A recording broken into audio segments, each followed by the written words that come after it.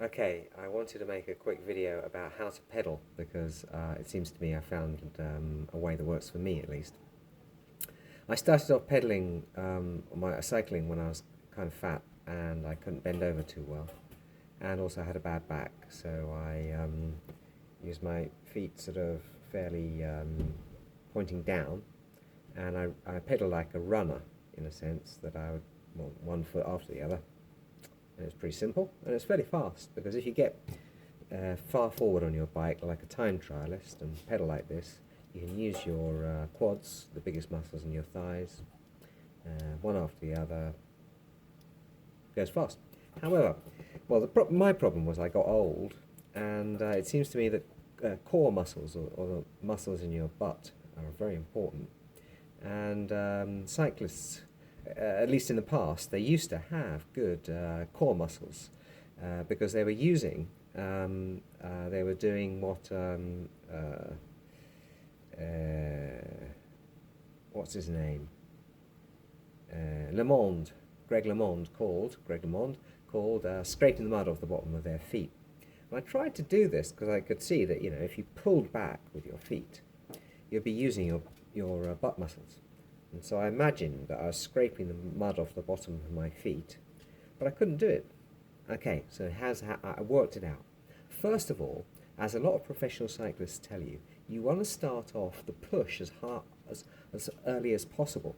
And that was the sort of the psychological block for me, because in order to start off your push with your feet early, especially if you have a far offset road bike type position, you need to be pushing forward, yeah? With your heels down. And this is very, very what's the word for it? I'm forgetting my English, sort of like, push forward to go forward. It's like you should be pushing yourself backwards. So as I was pedaling, I was pushing forward, yeah? And then I thought, oh, this is working.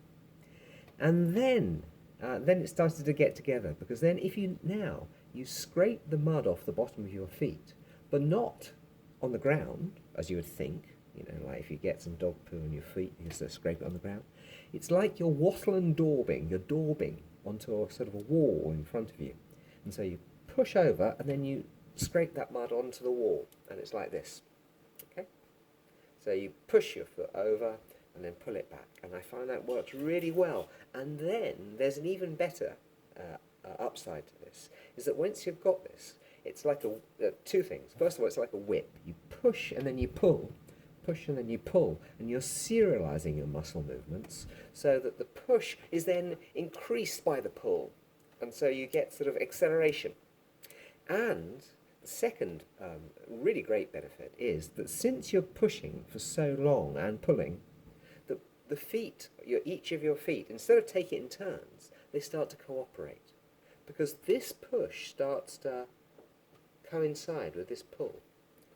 And then it's very rare that because if you're just running along, it's one foot then the other, one foot then the other.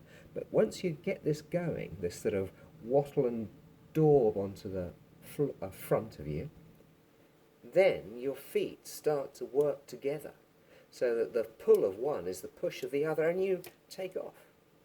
Well, I recommend it anyway.